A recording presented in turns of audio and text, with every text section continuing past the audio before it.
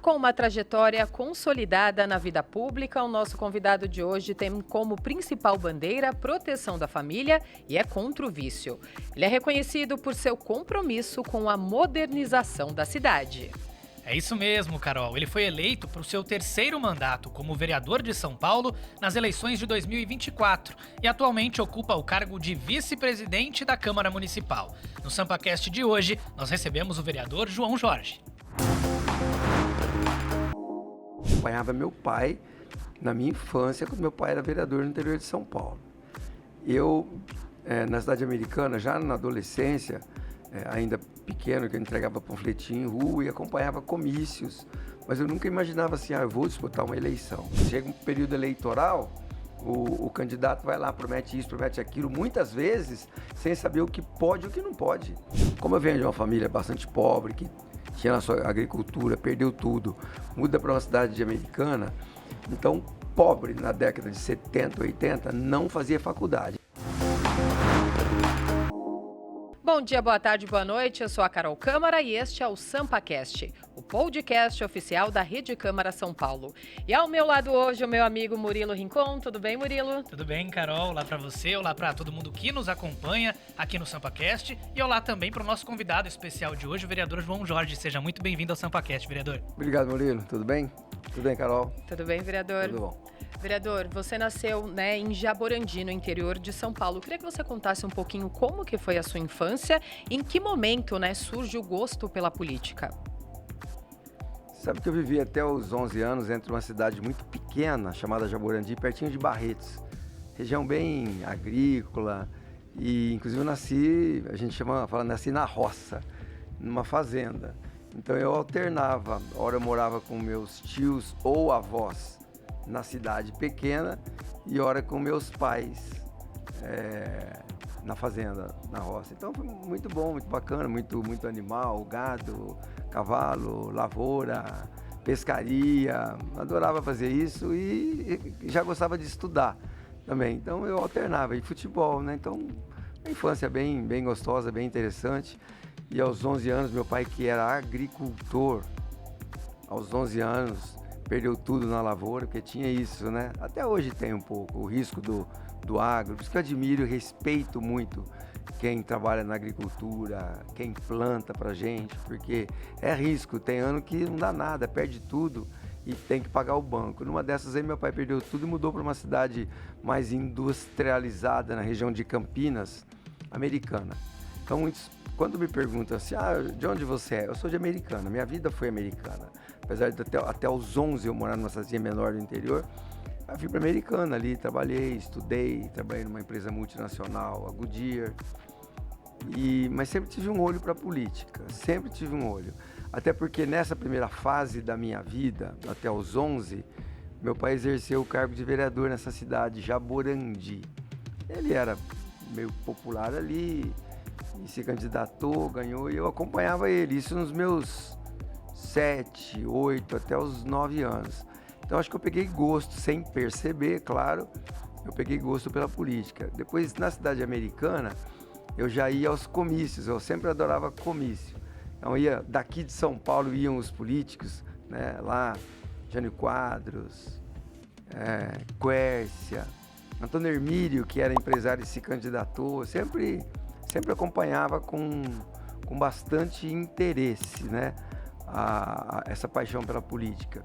Eu me lembro que em 1972, eu tinha 13 anos, 12 para 13 anos, eu já ia para a porta de escola fazer boca de urna. Hoje é proibido, ninguém faz, Uhum. Mas eu ia para a porta de escola fazer boca de urna. No bairro entregava panfletinho, as colinhas. Naquela época a gente chamava isso de cédulas, hoje a gente chama de colinha, Então era cédulas, depois a gente passou a chamar de santinho e agora a gente chama de colinha. E eu já entregava isso no bairro, então a paixão por política sempre teve ao meu lado, sempre teve presente na minha vida, até a oportunidade finalmente de me candidatar quando eu tinha 28 anos. E foi lá em Americana mesmo que você começou a sua vida pública como vereador, né, na cidade de Americana. E você também foi candidato a prefeito. Como é que foi essa experiência por lá, vereador? Essa cidade de Americana naquela época mudou muito pro dia de hoje também? A cidade mudou bastante. A experiência lá, importantíssima. Eu tinha um amigo, ele era do marketing político, né? E teve um momento, quando eu vim para São Paulo, que eu deixei lá, ele dizia assim, ó, você fique tranquilo, porque quem faz política no interior de São Paulo, faz política em qualquer lugar do mundo. O interior de São Paulo é um celeiro, né?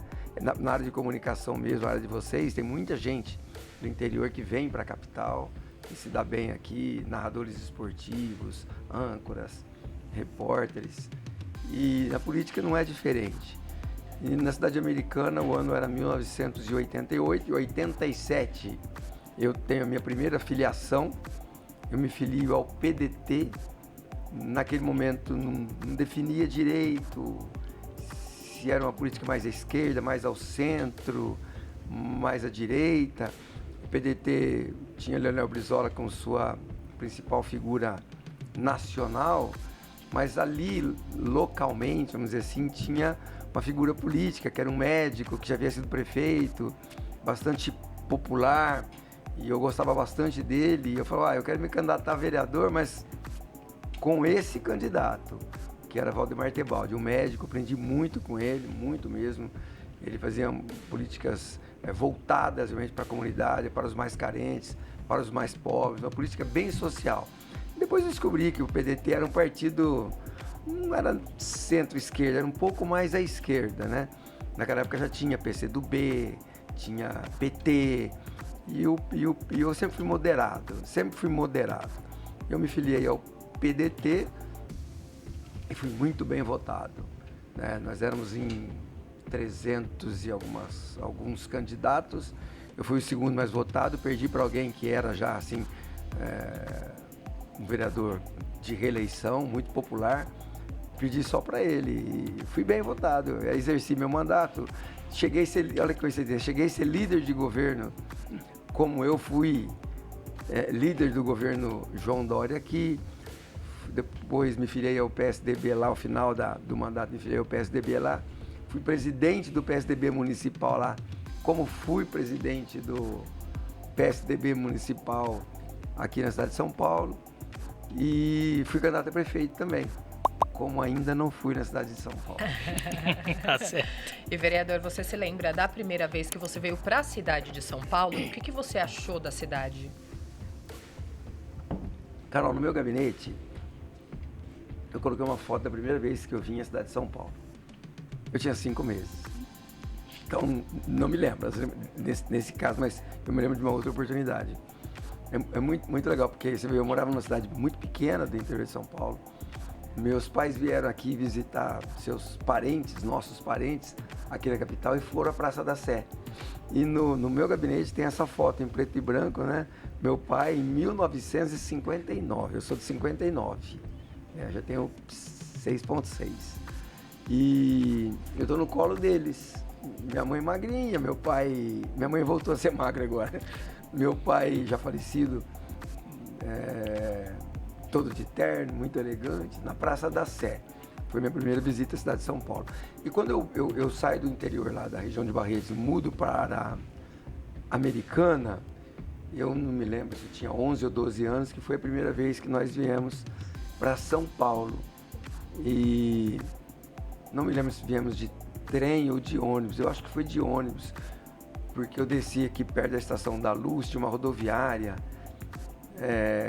eu me lembro, toda colorida, teto colorido, muito bonito. Até hoje, às vezes, eu vejo foto, me esqueci o nome da rodoviária. E meus tios, na época, eram tios, moravam na rua Barão de Limeira, onde tem a Folha de São Paulo. E eu me lembro disso, me lembro de andar a pé dessa estação rodoviária até a casa dos meus tios, na Barão de Limeira. Me lembro do elevador, que deu um pau no elevador, ficamos presos no elevador. Primeira vez que eu ando de elevador, já fico preso. Outra experiência, teve um acidente, né? Então, não sei, no primeiro dia a experiência não foi boa. aquela coisa grande, prédios, aquela loucura da cidade grande. Eu, menino do interior, me assustou um pouco. E hoje eu amo tanto essa cidade e gosto dessa vida corrida, de muito trânsito, de muitos prédios, de trabalhar por São Paulo é uma honra hoje. Vereador, você é formado em administração de empresas, né? Como foi a escolha para exercer esse curso, né? Para se formar nessa profissão? E ali você já pensava em futuramente passar da administração de empresas para administração pública? Murilo, olha, eu não havia percebido ainda minha paixão pela coisa pública. Sempre gostei disso. Eu acompanhava meu pai na minha infância, quando meu pai era vereador no interior de São Paulo. Eu, na cidade americana, já na adolescência, ainda pequeno, que eu entregava panfletinho em rua e acompanhava comícios, mas eu nunca imaginava assim, eu vou disputar uma eleição. Eu acho que eu gostava naturalmente de política. Como eu venho de uma família bastante pobre, que tinha na sua agricultura, perdeu tudo, muda para uma cidade de Americana, então pobre na década de 70, 80, não fazia faculdade, era decretado. O Brasil vivia uma época muito parecida com a Índia, né? Aquela questão das castas. Você nasceu na casta tal, meu amigo, você vai morrer nessa casta.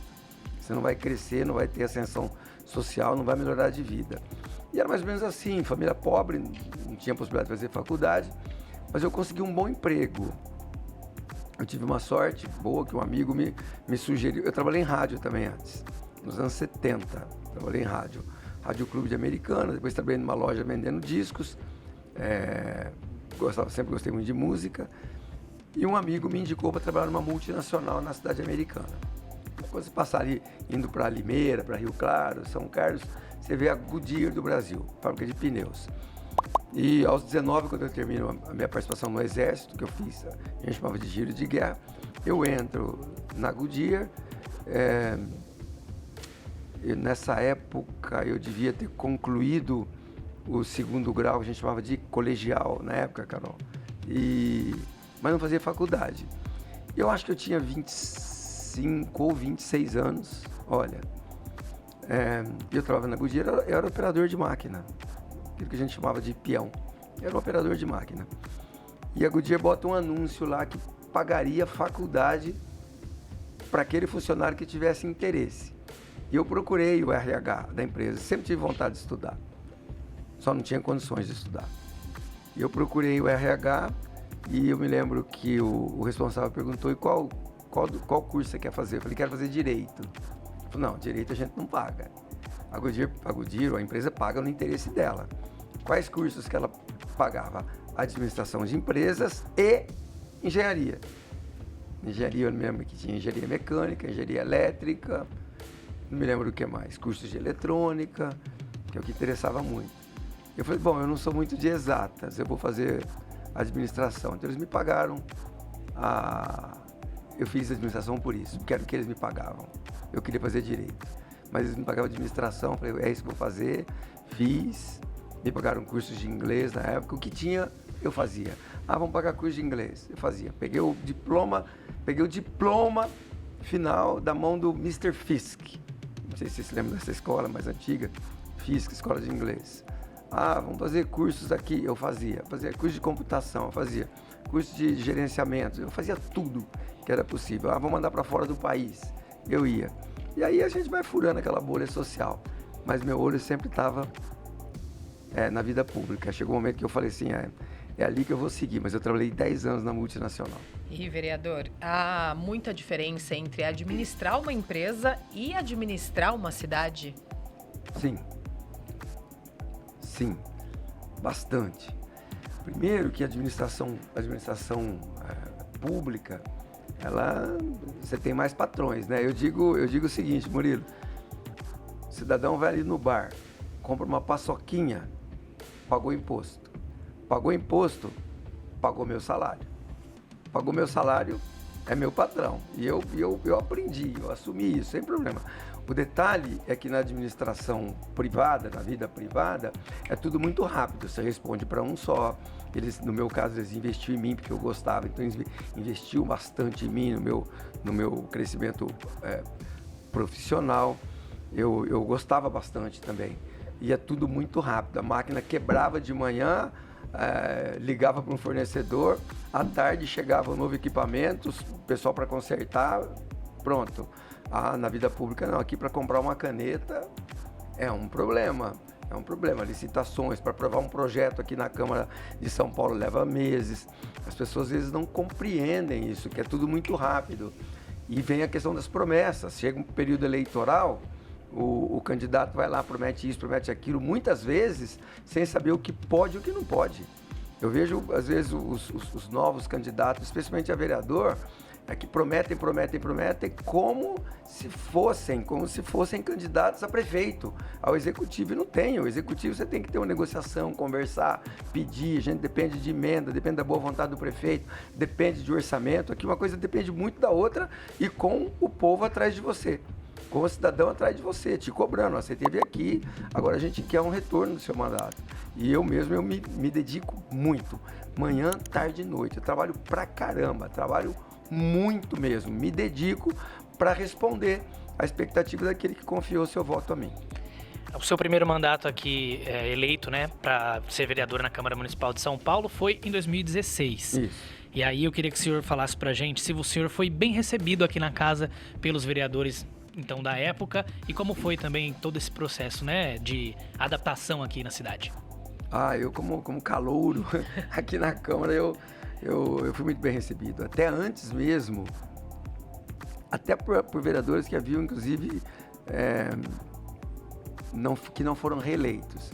Um exemplo do Quito Formiga, que eu escolhi, inclusive, ocupar o gabinete dele, mas ele, com a sua assessoria, me receberam muito bem. A casa recebe muito bem. O que há é uma disputa, às vezes, especialmente nos dias atuais, há uma polarização, uma disputa mais acirrada, às vezes quase que raivosa. Mas eu percebo que às vezes também isso se restringe ao plenário. As pessoas, como os jogadores de futebol, né? O cara joga no Palmeiras, joga no Corinthians, se entendem, tomam seus cafés, encontram-se às vezes. Aqui é muito parecido. Então eu me lembro que fui muito bem recebido. E eu também, quando chego a algum lugar, Murilo, Carol, eu não chego chegando, eu chego esperando. Eu aprendi a entrar e aprendi a sair, aprendi com os meus pais a descrição, a hora certa de falar. Eu fui esperando a minha vez, já vim com alguma experiência, né? Aqui na capital. Eu havia sido vereador no interior de São Paulo, candidato a prefeito. Eu trabalhei na Assembleia Legislativa de São Paulo como assessor e chefe de gabinete do deputado Vanderlei Macris. Eu trabalhei, como eu fui filiado depois do PDT, minha filiação foi ao PSDB a partir de 1992. Fiquei 32 anos no PSDB. Eu trabalhei no governo Mário Covas, trabalhei no governo Alckmin, trabalhei no governo Serra. Então eu já chego com alguma experiência. Mesmo assim, eu espero meu tempo, espero meus meses para começar meus discursos e começar a ocupar os espaços aqui na Câmara Municipal de São Paulo, que eu acho que eu tenho experiência para contribuir e quero contribuir. E, vereador, desde o seu primeiro mandato, você luta pela criação do BRT aqui na cidade de São Paulo, né? Esse projeto, ele está se concretizando agora e qual que é a importância dele para a cidade? O BRT, para cada prefeito que assumiu desde que eu chego aqui em 2017, João Dória, depois Bruno Covas e depois Ricardo Nunes, para cada prefeito eu trabalhei no convencimento, na importância do BRT. Para quem não sabe o que é BRT, é Bus Rapid Transit. É um ônibus de trânsito rápido, sem ficar disputando espaço com carros. Inclusive mesmo nos corredores de hoje.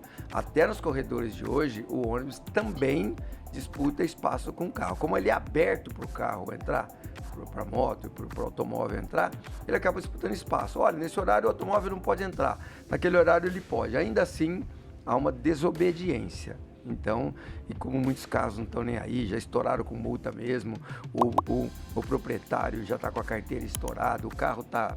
Eles entram, você vê que o BRT não, ele é um modelo de Curitiba. E como eu trabalhei com isso no governo José Serra, eu trabalhei na EMTU, depois com o governo Alckmin também, eu gerenciei todo o sistema metropolitano de transporte público.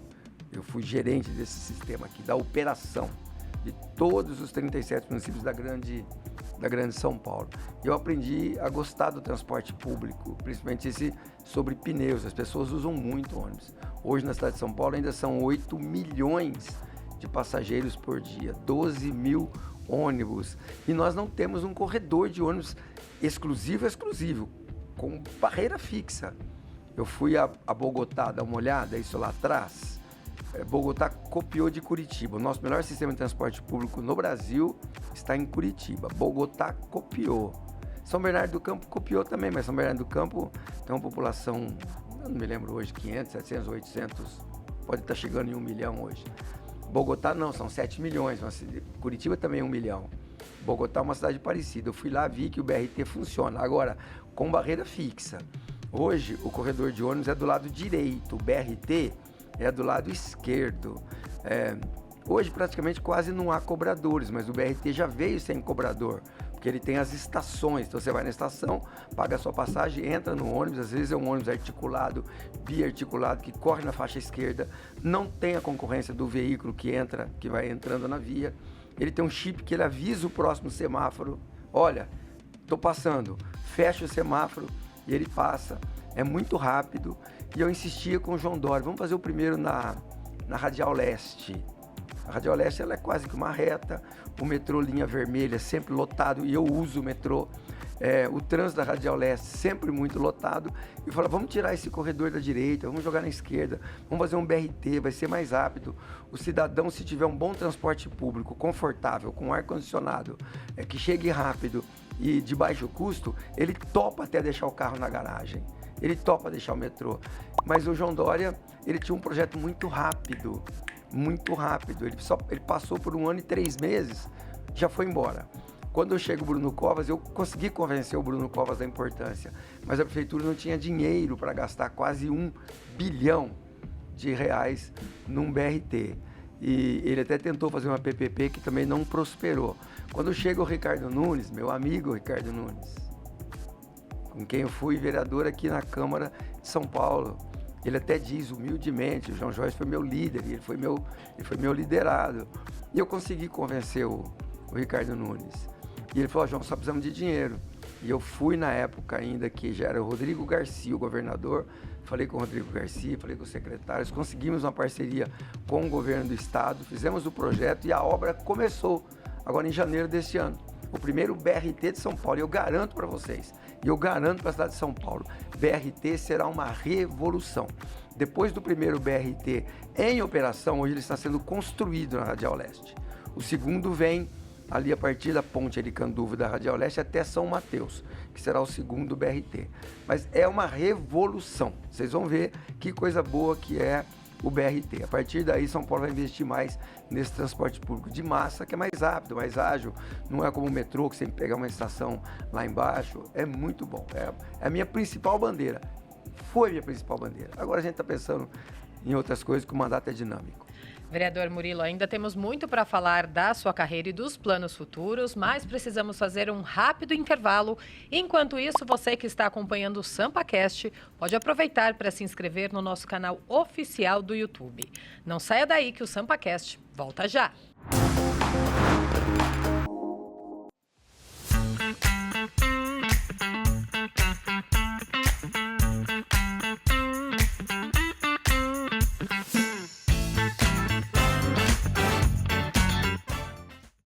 Imagina se você pudesse conhecer o maior legislativo municipal da América Latina? Agora você pode! A partir deste sábado, todo final de semana, a Câmara Municipal de São Paulo abre as portas para você. É o projeto Câmara Aberta. Além da visita guiada pelo Palácio Anchieta, com obras de arte, arquitetura histórica e espaços que você só via pela TV e pelas redes sociais, também tem feira de artesanato e gastronomia por meio de uma parceria com a Secretaria de Desenvolvimento e Trabalho da Prefeitura Municipal de São Paulo. E não para por aí. Você também vai aprender como funcionam as sessões plenárias, reuniões de comissão e audiências públicas. É de graça, é para todo mundo e já faz parte do roteiro turístico oficial de São Paulo. Acesse sãopaulo.sp.leg.br/Câmara Aberta. Garanta seu ingresso gratuito. Traga a família e viva a experiência. A Câmara é da cidade. Tudo que é bom acontece aqui.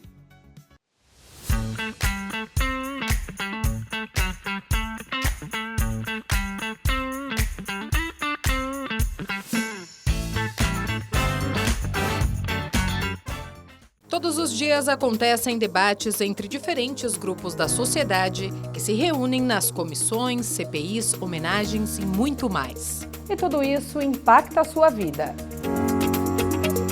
O Jornal da Câmara se preocupa em trazer diariamente informações relevantes sobre o que acontece dentro da maior Câmara de Vereadores da América Latina. Não perca de segunda a sexta-feira, à 1h30 da tarde, ao vivo no canal da Câmara São Paulo no YouTube e no canal aberto digital 8.3. Rede Câmara São Paulo, sua conexão com a política da cidade.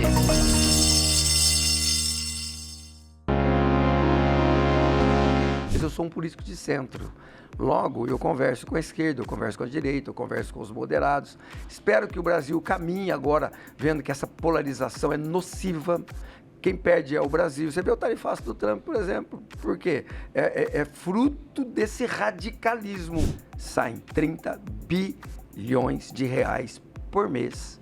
Saem do bolso de 22 milhões de brasileiros e entregam para essas empresas de bets, achando que vai ter algum lucro. Quem está na política gostaria até de ser presidente da República um dia, mas eu gostaria muito de ser presidente da Câmara e quem sabe um dia disputar a Prefeitura de São Paulo. Escolha sempre um candidato, escolha sempre um bom prefeito para votar, ano que vem tem eleição para presidente da República, pense bem quem vai votar para presidente, para deputado, para senador e depois cobre. Voltamos com o SampaCast, que hoje recebe o vereador João Jorge. Vereador, qual que é a principal diferença, entre ser vereador no interior de São Paulo e aqui na cidade, numa cidade tão grande como São Paulo? Quais as principais diferenças? Eu vou dar um exemplo para você. Quando eu era vereador na cidade americana, tinha lá um gargalo no trânsito, E a gente lutava para resolver esse gargalo no trânsito lá. Quando você ficava, às vezes, lá 3, 4, 5 minutos preso no trânsito. Aqui hoje eu já controlo meus deslocamentos e já imagino pelo menos 1 hora. Bom, eu sei que vou levar 1 hora. Se eu chegar um pouco antes, eu ganho 10, 15 minutos e faço um social ali, eu tomo um café e tal. Então, aqui é tudo muito grande, é tudo muito rápido, tudo muito dinâmico e eu me dedico integralmente ao mandato. Mas a diferença é essa, que é tudo gigante, tudo grande, tudo custa muito caro, custo de vida caro. E aqui tem uma outra preocupação nossa, que é com a segurança pública, que a gente trabalha aqui na Câmara de São Paulo para isso, que trabalha no município para isso. Por isso eu apoio tanto o prefeito Ricardo Nunes no programa Smart Sampa, porque dá bons resultados. No interior não, é tudo muito mais tranquilo. Aqui é agitado, mas eu estou completamente adaptado a essa vida rápida, a esse jogo rápido, a essa vida na cidade de São Paulo, que eu gosto e que eu amo tanto. Entre as suas experiências profissionais, você também foi secretário da Casa Civil. Como que foi esse convite? Como chegou esse convite para você e como foi essa sua passagem por lá? É a questão da moderação, Murilo, que eu sempre digo. Se você pode notar a minha atuação aqui. Eu tenho um posicionamento muito firme, mas eu sou um político de centro. Logo, eu converso com a esquerda, eu converso com a direita, eu converso com os moderados. Espero que o Brasil caminhe agora, vendo que essa polarização é nociva. Quem perde é o Brasil. Você vê o tarifaço do Trump, por exemplo. Por quê? É fruto desse radicalismo. Um lado, esse aqui acha que o demônio está aqui desse lado. Esse aqui tem certeza que está do outro lado. Então, eu sempre fui muito moderado, muito do consenso, muito da conversa.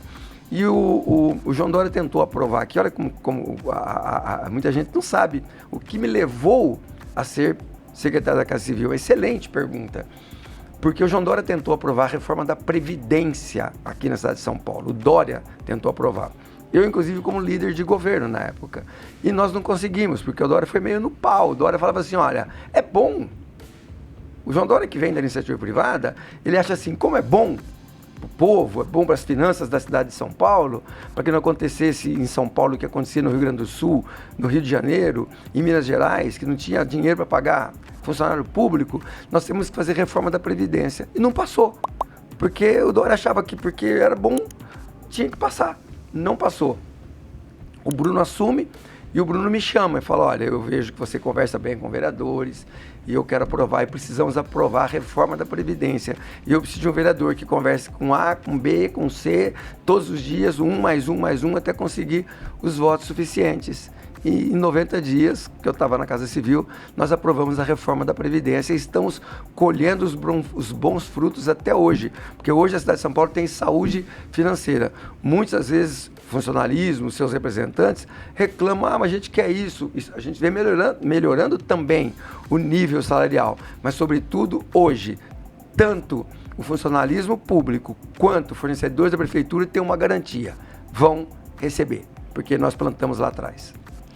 E, vereador, você é vice-presidente atualmente, né, da Câmara Municipal de São Paulo. Eu queria que você contasse um pouquinho, né, para quem não conhece, qual que é a importância desse cargo, como que funciona esse cargo aqui na mesa diretora? Bom, vice-presidente é um cargo que a gente chama de cargo de expectativa. O presidente é o presidente Ricardo Teixeira, amigo de todo mundo, muito democrático, que dá espaço a todos. Pode ver, a Câmara é muito democrática, os vereadores falam, participam. É uma Câmara bem igual. Não há uma distância grande entre o presidente e os demais vereadores, né? Ele é um comum, como a gente. E ele pede para eu ajudá-lo muito no plenário, que assim dá oportunidade a ele de ser presidente realmente de direito, de fato, de tocar a casa, de conversar com os funcionários da casa, de conversar com vereadores, de tratar com a mídia, de fazer esse projeto maravilhoso que ele faz de Câmara na Rua, visita à Câmara. A Câmara hoje é conhecida na cidade de São Paulo. A gente vota mais do que votava em anos anteriores. Projetos de vereadores estão evoluindo. Há discussões. Às vezes, esses que a gente chama no plenário ali, momentos mais duros, mais radicalizados, mas eu faço aquilo que ele me pede. E às vezes ele me pede o quê? João, você pode dirigir um colégio de líderes? Eu vou lá e dirijo. Você pode dirigir ou presidir a sessão hoje? Eu vou lá e faço. Então eu faço aquilo que ele pede para eu fazer. E, na ausência dele, por uma viagem, uma licença, eu assumo. Por falar em presidência, você também comandou ali a presidência dos trabalhos da CPI da Enel. Foi uma comissão muito importante aqui para casa, com muitos debates. Como é que foi presidir e tocar esses trabalhos? Olha, acho que foi muito importante. Foi um momento realmente sombrio para a cidade de São Paulo. A gente não esperava que com essa mudança climática, um evento daquele radical como foram aquelas tempestades em novembro de 23, quando milhões de cidadãos paulistanos ficaram sem energia elétrica, muitos por algumas semanas. O comerciante perdeu, o prestador de serviço perdeu, a dona de casa, às vezes, que só tinha lá uma carne, um leite, alguma coisa na geladeira, perdeu. E a gente faz essa CPI para investigar o que houve. E nós chegamos à conclusão que a Enel tinha demitido funcionários, que a manutenção preventiva não estava boa, que havia necessidade de modernização do sistema. E o prefeito Ricardo Nunes sempre batendo muito duro, inclusive pedindo o cancelamento, né, do contrato da Enel, que é com o governo federal, não é com o governo municipal, é com a ANEEL, não é conosco. E eu acho que nós conseguimos algumas vitórias, porque a Enel, ela assumiu alguns compromissos conosco, entre eles, contratação de mais de 1.200 funcionários, investimento acima de 5, 6 bilhões só na capital, e eu não me lembro o volume total, se é 8, 10, agora aumentaram até na Grande São Paulo. Se comprometeram também a aumentar os canais de comunicação com o usuário. E eu tô por hora, a gente acompanha com muito cuidado esses eventos climáticos, e parece que a resposta da Enel, dos compromissos que assumiram aqui conosco, estão caminhando.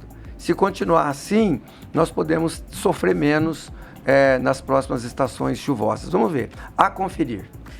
E, vereador, dos projetos, voltando para os projetos, né, em tramitação aqui na casa, dos seus projetos em tramitação nessa legislatura, quais são os que você mais destacaria, que você quer que sejam votados rápido? Eu vou citar alguns, mas se me permite, eu preciso citar pelo menos 3. Um é o do cardápio físico. Muita coisa boa aconteceu de herança no pós-pandemia.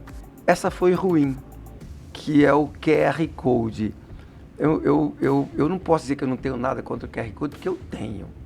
Eu não tenho nada contra oferecer o QR Code se alguém quer usar, prefere usar o celular. Eu não. Eu prefiro o cardápio físico. Eu e me parece milhões de paulistanos, né? Que entre o QR Code e o cardápio físico, você prefira lá o físico, até porque para usar o QR Code, você precisa, no meu caso, eu preciso estar com meus óculos. No meu caso, né, eu também preciso estar lá com o celular ativo. A telinha tem que estar boa, não pode estar quebrada, como muitos têm lá a sua telinha quebrada até comprar um novo. Tem que ter sinal de internet, bom, tem que estar com a conta paga. Nem sempre, olha que detalhe importante, nem sempre o restaurante que exige de você que você acompanhe o cardápio pelo QR Code te oferece um Wi-Fi gratuito. Então, é um problema. E talvez porque eu seja um homem mais velho, eu também noto o drama de muitas pessoas mais idosas que querem o cardápio físico, e até jovens, porque eu conheço muito. Então eu tenho um projeto de lei já aprovado em primeira discussão, esperando que seja votado em segunda discussão e pedir depois ao prefeito sancionar, caso nós aprovemos aqui, para que os restaurantes, bares, padarias, similares, etc., sejam obrigados a oferecer também, ele pode oferecer o cardápio no QR Code, mas tem que oferecer também o cardápio físico. É um respeito ao consumidor, é um respeito ao cliente. Aliás, eles não deveriam nem ser obrigados, eles deveriam oferecer em respeito ao cliente. Segunda coisa, não faz muito tempo eu estive na Times Square em Nova York. Eu fui com o meu pequeno, de 9 anos. Explicar o tempo todo para o moleque que cheiro é esse, maconha. Eu não tenho competência para dizer o que é crime e o que não é crime. Eu não tenho competência para dizer o cara pode andar com X de maconha no bolso, na carteira.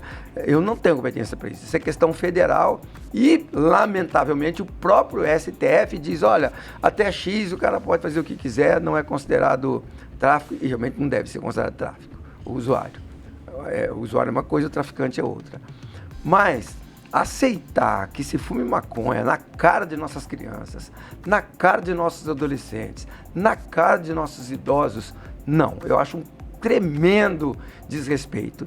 E se a gente pode dizer onde o cidadão fuma ou não fuma, começou lá com Paulo Maluf, depois José Serra, como ministro da Saúde, inclusive, não pode fumar aqui. Se eu, como vereador ou como prefeito da cidade de São Paulo, a prefeitura pode dizer onde pode vender ou não um cachorro quente, onde pode vender ou não uma bebida alcoólica, nós podemos legislar sobre isso. Então, apresentei um projeto de lei, espero que seja aprovado e sancionado pelo prefeito, proibindo o uso de maconha e drogas ilícitas em ruas, praças, parques, estádios de futebol, onde há gente, onde há outros seres humanos que não querem, que não concordam, e principalmente onde há crianças e adolescentes. Eu não quero expor esses jovens já à normalização da droga. Isso é normalizar a droga. Não é normal. O cara quer fumar, o problema é dele.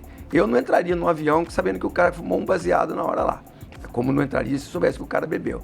Então eu quero alertar a cidade de São Paulo, aos pais, aos responsáveis, às autoridades, que maconha não é uma coisa normal. Ele quer fumar, fume na casa dele, fume ele onde ele quiser. Quer acabar com a vida dele e depois progredir, avançar para outras drogas, é problema dele, desde que não prejudique o coletivo, a sociedade. Falei 3, né? E tem o terceiro, que é o das bets. 30 bilhões de reais por mês. Saem 30 bilhões de reais por mês. Saem do bolso de 22 milhões de brasileiros e entregam para essas empresas de bets, achando que vai ter algum lucro. Essa semana o Flamengo anunciou que recebia um patrocínio lá da PixBet, 115 milhões por ano. veio a Betano e ofereceu 250 milhões por ano. O Flamengo trocou, de onde sai? Bom, do meu bolso não sai, porque eu não sou viciado em apostas, né? Online, nas tais bets. Mas sai, às vezes, de lares, em sua grande maioria, 51% dos apostadores ganham até 3 salários mínimos. Eles gastam 300, 400, 500 reais por mês. Esses aqueles que têm algum controle. 300, 400, 500 reais para uma família que ganha até 4 mil reais por mês, 3 mil reais por mês, às vezes a diferença entre comer ou não comer. E tem aqueles que torram seu salário, seu carro, sua casa, acabam com o casamento e muitos chegam ao suicídio. Portanto, o que eu posso fazer? A decisão é do Congresso Nacional, não é minha.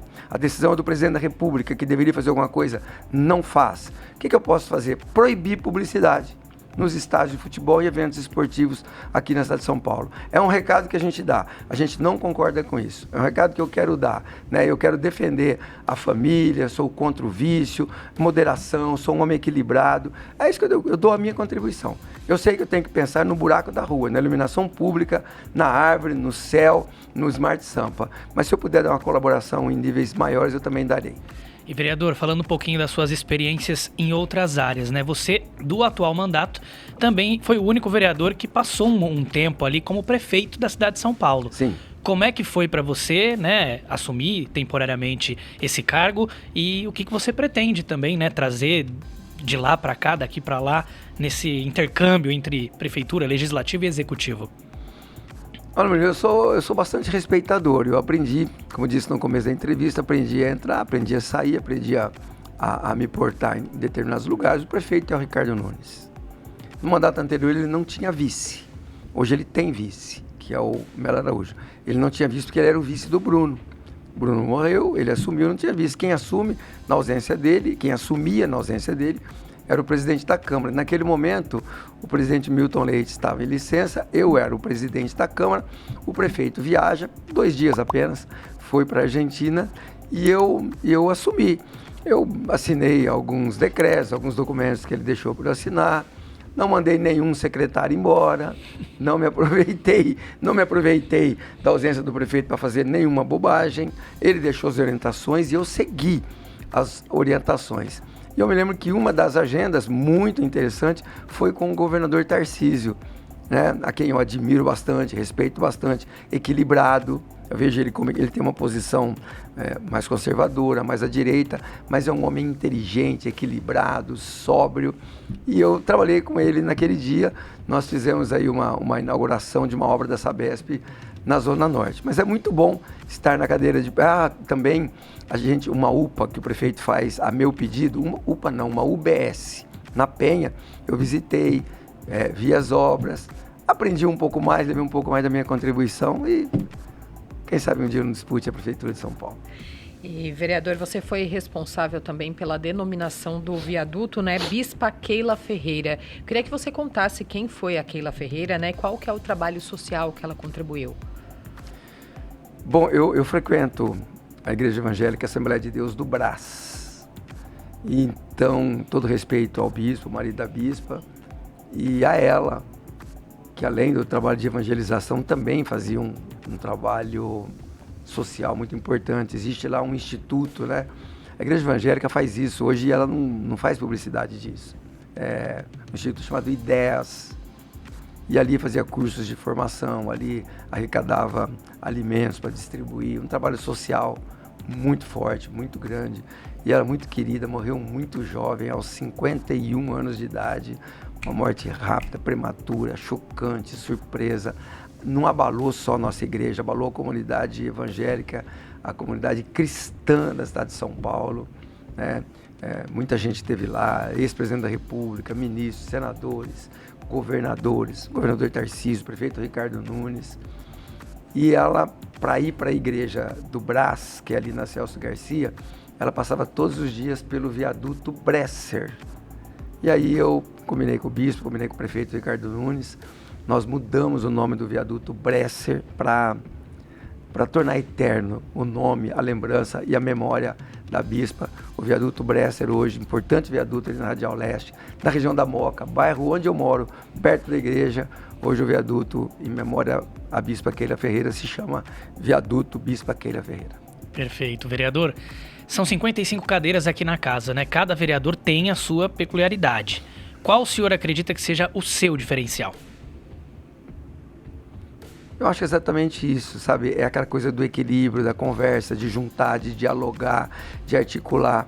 Eu ajudo o prefeito nos projetos que ele precisa aprovar na casa, conversando, convencendo, sem arrombar a porta, sem dar cotovelada, sem brigar, convencendo e mostrando.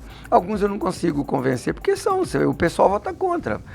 Não vão ser convencidos nunca. Ok, o PT... Já por estar mais maduro, por ter sido governo, a gente já consegue dialogar, conversar. E a base do prefeito, às vezes eu tenho que trazer o conforto ao vereador, que às vezes, olha esse projeto, vou lá, explico. Então, eu gosto do diálogo, da conversa e gosto de servir, né? Melhor é aquele que serve, né? Aliás, até a Bíblia diz isso, maior é o que serve do que o que é servido. Eu gosto de servir, não para ser maior, porque eu gosto de servir. E, vereador, a gente está chegando quase no momento aqui do nosso programa, né? Que é o nosso ping-pong com perguntas e respostas rápidas. Está preparado? Sempre. É um bate-bola, bem rapidinho. Qual que é o seu lugar preferido na cidade de São Paulo? Eu gosto muito da Câmara, mas para me divertir um pouquinho, eu gosto do Parque do Ibirapuera, porque eu gosto de correr. Se São Paulo fosse uma palavra, seria? Oportunidade. E defina a política em uma palavra. Responsabilidade. Qual o seu maior sonho para o futuro da cidade de São Paulo? Bons empregos, empregos de qualidade. E vou trabalhar nisso num processo chamado reindustrialização da cidade de São Paulo. É a minha meta para os próximos anos.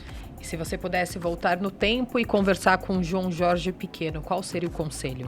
Eu vou falar de um conselho interessante que eu me lembro que eu recebi um conselho quando eu tinha, acho que 14, 15 anos, que eu sempre gostei muito de trabalhar, de estudar, de aprender.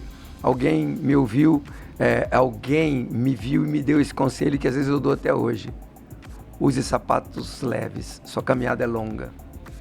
E qual o seu conselho para os jovens que estão te assistindo agora? Estudar. Muito cuidado com drogas, muito cuidado com más companhias, muito cuidado com o que te oferecem por aí. Escute especialmente pais e mães. E o que o João Jorge faz quando tem tempo livre, se é que sobra tempo, né? Eu gosto de ver filmes, eu gosto de correr, eu gosto de futebol, eu gosto muito de música. Aproveitando então, qual seria a sua dica cultural para quem está nos assistindo? Um filme, uma série, uma música? Pode ficar à vontade. Sabe uma coisa que eu faço às vezes no final do dia? Eu boto um fone de ouvido e vou conhecer algumas obras de bandas, de cantores. Então eu vou dar uma dica para os mais jovens aqui. Bota um fone de ouvido e conheça a obra do Tim Maia. Agora, vereador, quero uma outra dica, vou sair um pouco do roteiro. Qual que é a dica que você deixa para o jovem que se interessa por política e quer seguir nesse caminho? A leitura é sempre importante, né? Procurar livros biográficos de políticos antigos. Eu li muito sobre isso, li Winston Churchill, Abraham Lincoln, até Sun Tzu, A Arte da Guerra. É importante ler. E a Câmara de São Paulo está com portas abertas. Vem assistir algumas sessões aqui. Eu posso, inclusive, ajudar. É importante também para esse jovem que vai ingressar na política, que tem esse interesse, ter pessoas para se inspirar. Quais são as suas inspirações que levou o senhor nessa trajetória na carreira política? Olha, tem um político que é um político moderno, apesar que hoje já tem mais de 90 anos, que me inspirou bastante, Fernando Henrique Cardoso. E eu acho que lá fora talvez Abraham Lincoln e Churchill. E, vereador, quais são os planos do vereador João Jorge pensando no futuro na política? Poxa vida, amanhã é outro dia, né? Amanhã é outro dia. E na política, às vezes, uma das coisas você não fala muito, porque outros também querem, né? Claro que eu ocupo hoje a vice-presidência da Câmara, e se você falar assim, olha, eu acho que quem joga na várzea futebol aqui em São Paulo, gostaria de um dia jogar no Corinthians, no Palmeiras, na seleção. Quem está na política gostaria até de ser presidente da República um dia, mas eu gostaria muito de ser presidente da Câmara e quem sabe um dia disputar a Prefeitura de São Paulo. Além desses, né, objetivos que você tem por agora, dá para sonhar um pouco mais alto lá na frente também, ou vamos devagar, como o senhor costuma dizer? Eu não sou um menino mais, né, Murilo? Não sou menino mais. Não sei o que o futuro me reserva, né? Eu vou dizer o que a gente fala na igreja às vezes. Deus proverá. E, vereador, agora para quem está acompanhando o SampaCast e não conhecia o vereador João Jorge, qual que é a mensagem que você gostaria de deixar e pode falar diretamente para aquela câmera? Eu quero dizer especialmente ao cidadão paulistano. O momento político hoje deixa as pessoas um tanto quanto céticas, duvidosas, duvidando da boa intenção do homem público. No meu caso, eu posso dizer, eu sou bem intencionado, sou trabalhador, sou dedicado, gosto da vida pública, sou um apaixonado em realizações, sou um apaixonado em conversar, dialogar e encontrar bons resultados. Então, só que eu quero dizer, escolha sempre um candidato, escolha sempre um bom prefeito para votar, ano que vem tem eleição para presidente da República, pense bem quem vai votar para presidente, para deputado, para senador e depois cobre. O que eu posso dizer isso? Eu sou cobrado, as pessoas cobram a mim, mas eu também reconheço, disse em algum momento aqui na entrevista, você vai aí na padaria ao lado, no bar ao lado da sua casa, compra uma paçoquinha, pagou imposto, pagou meu salário e eu tenho que trabalhar para você, pode contar comigo. Bom, infelizmente, a gente está chegando no fim do programa, né, Murilo? Queria agradecer a sua companhia. Já acaba rápido, né? O bate-papo é tão gostoso. Muito obrigado, Carol. Mais uma vez, um prazer estar aqui na sua companhia. Muito obrigado, vereador João Jorge, pela participação conosco. Obrigado, Murilo. Obrigado, Carol. Obrigado à TV Câmara de São Paulo. Obrigada, viu, vereador? Obrigado. E é isso. Esse foi o SampaCast de hoje. Semana que vem tem mais. Continuem acompanhando os conteúdos da Rede Câmara pela TV Câmara São Paulo, pelo portal da Câmara e também pelas nossas redes sociais. E não se esqueça também de se inscrever no nosso canal no YouTube. Rede Câmara São Paulo, sua conexão com a política da cidade. Até a próxima. Tchau. Tchau.